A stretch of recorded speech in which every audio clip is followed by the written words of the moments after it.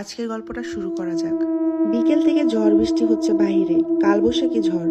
মনে হচ্ছে যেন এখনই উঠানের বড় আম গাছটা ভেঙে ঘরের ঠিক উপরে এসে পড়বে, ঘরের চালও উড়িয়ে নিতে পারে। এসব ঝড়ের বিশ্বাস নেই। কদিন আগে বাড়ি শুদ্ধ নতুন টিন লাগানো হয়েছে, এখন যদি চাল উড়ে যায় হবেটা কি, ভাবছেন জাহানারা বেগম। জাহানারা বেগমের বাড়িতে আছে কেবল তার 8 বছর বয়সী নাতি রাদিন এবং রাদিনের বাবা ইশতিয়াক হোসেন। ইশতিয়াক হোসেনের অবশ্য বাড়ি থাকে না, তিনি থাকেন ঢাকায়। সেখানের এক স্কুলের ইংরেজি শিক্ষক তিনি। বিবাহিত ছিলেন, তবে বছরখানিক আগে দুজনের বিচ্ছেদ হয়েছে। তারপর থেকে রাদিন দাদির সাথে থাকে। দাদিকে খুব ভালোবাসে ছেলেটা, দাদিও। বাইরে থেকে এশার আজান শোনা যাচ্ছে। জাহানারা বেগম ঘরের মেঝেতে হারিকেন জ্বালিয়ে বসে বসে মাছ কাটছেন। রাদিন দাদির পাশে বসে অঙ্ক করছে। রাদিন দাদির এই হঠাৎ এই উৎফুল্লতার কারণ জানতে চাইলে জাহানারা বেগম বলেন, তোমার আব্বু আসছেন। কথাটা শুনে রাদিনও সমান খুশি হন। খুশি মনে বারবার জিজ্ঞেস করছে, আর কতক্ষণ পর আসবে দাদু, আর কতক্ষণ? আচ্ছা, যদি আমি ঘুমাই যে আমাকে ডেকে দিও। আচ্ছা ঠিক আছে, ডেকে দিব না, এখন মন দিয়ে পড়তে থাকো দাদা। কিছুক্ষণ আগে ছেলে মোবাইল কলে জানিয়েছে সে ট্রেনে আছে, বাড়ি ফিরছে। ছেলের বাড়ি ফেরার খবরে জাহানারা বেগমের এই খুশি, আর তাই তিনি এই অবেলায় রান্নার প্রস্তুতি নিচ্ছেন।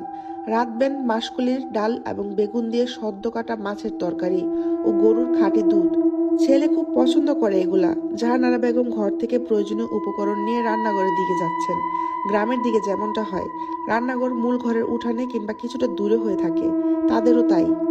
উঠানে একটা ছোট্ট চালের নিচে রান্নার চুলা, চারপাশে খোলা। রান্না করার জায়গাটার পাশে 2-3টা পেঁপে গাছ, একটা পেয়ারা গাছও, কিছুটা সামনের থেকে ফলমূল ও অন্যান্য গাছ। তারপর বাড়ির বারান্দার দরজা। দাদু, আমি তোমার কাছে বসে পড়ি। এখানে কাদা অনেক, যাও তুমি ঘরে যেয়ে পড়ো দাদা। না দাদু, আমি তোমার এখানেই পড়বো। নাতির কথা আর ফেলতে পারলেন না জাহানারা বেগম। পড়ুক বসে এখানে। তিনি এক মনে রাঁধতে থাকলেন। সবে ডাল নামিয়ে মাছ চড়িয়েছেন, অমনি আবার বৃষ্টির ফোঁটা পড়তে শুরু হলো। জাহানারা বেগম নাতিকে বললেন, তুমি ঘরে চলে যাও, আমি রান্না নিয়ে আসতেছি। এখানে থাকলে বৃষ্টির ছিটা লাগবে শরীরে, জ্বর আসবে। নাতির উত্তর না পেয়ে পিছন ফেরেন জাহানারা বেগম। তবে তিনি অবাক হন, নাতি নেই।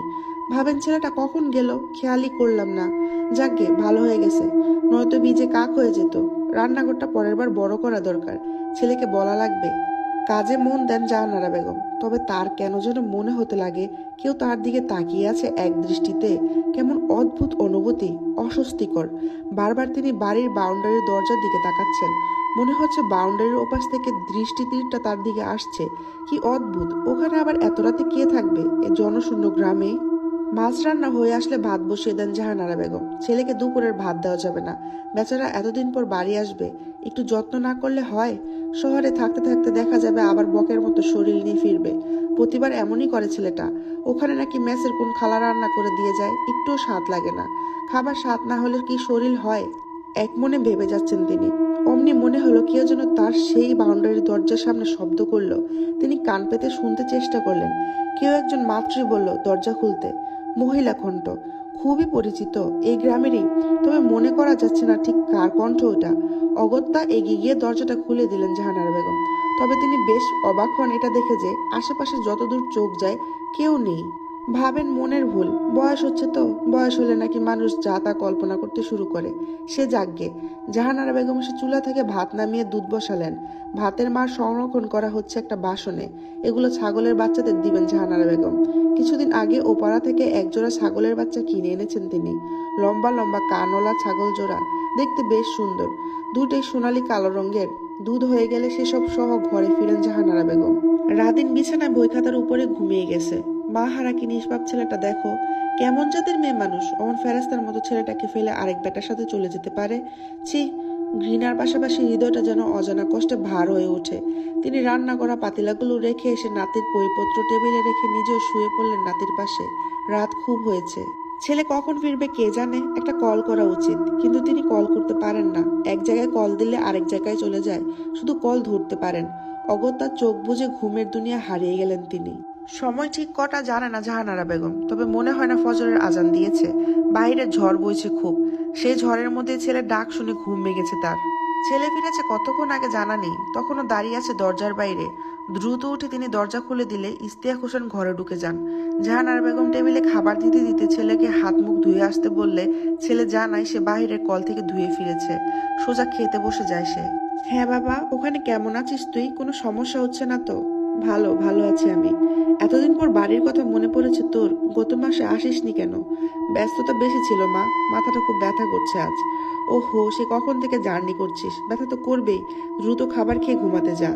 ইস্তিয়াক হোসেন খাবার খেতে খেতে কেমন অদ্ভুত দৃষ্টিতে ছেলের খাটের দিকে তাকিয়ে দেখছেন। তুই আসবি জানার পর থেকে খালি জিজ্ঞেস করছিল আর কতক্ষণ পর আসবি। ওকে ডেকে দিতে বলেছিল। ডাকো তবে। থাক, ঘুমা কাজ, সকালে দেখিস। দিনে তো ঘুমাই না, সারাদিন দৌড়াদৌড়ি করে জানিস, খাবারও খেতে চায় না। জোর করে খাওয়ায় যতটুকু। তুই একটু বুঝিয়ে বলে যাস কেমন? তোর কথা তো মানে। সমস্যা নেই, ডাকো। কি বিপদ? আচ্ছা ডাকছি। নাতিকে ডেকে বাবা আসছে বলতে রাদিন এক লাফে উঠে যায়। উঠে সোজা বাবার কোলে এসে বসে। বাবা ইস্তেহাক হোসেন ও ছেলের শরীরে হাত বুলিয়ে দিতে থাকে। ততক্ষণে খাবার খেয়ে হাত ধুয়ে নিয়েছেন তিনি। ও কি আজকে তোর সাথে থাকবে? থাক, আমার সাথেই থাকো। আচ্ছা, আমি তোর ঘর পরিষ্কার করে গুছিয়ে রেখেছি। যা, তবে ওকে নিয়ে যা। আচ্ছা। ইস্তেক হোসেন ছেলেকে নিয়ে পাশে নিজের রুমে চলে গেলেন। জাহানারা বেগম নিজের বিছানায় এসে শুয়ে পড়লেন। সকালে জাহানারা বেগমের ঘুম ভাঙে বাড়ির গেটে কারো শব্দ শুনে। তখন আলো ফুটে গেলেও পুরোপুরি সকাল হয়নি। হয়তো তখনও মসজিদের মুসল্লিরা ফজরের নামাজ শেষ করেননি। বৃষ্টির মৃদু ফোঁটায় ভিজে ভিজে যে বাড়ির গেটের দরজা খুলে গিয়ে দেখতে পান কাক ভিজা হয়ে ছেলে দাঁড়িয়ে আছে ব্যাগ হাতে। ছেলেকে দেখে তিনি থমকে যান।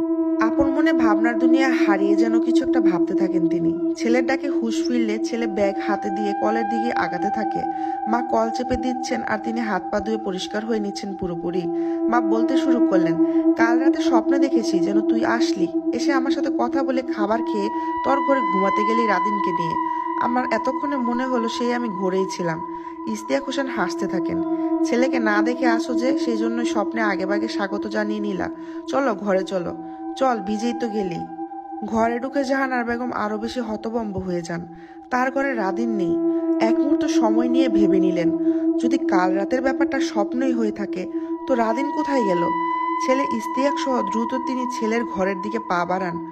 তড়িঘড়ি করে ঘরে ঢুকে কিছু একটা দেখে জাহানারা বেগম জ্ঞান হারান। ছেলে ইস্তিয়াক কিছু বুঝে উঠতে পারল না, শুধু দেখলেন তার বিছানার উপর রক্তের ছোপ ছোপ কালচে দাগ।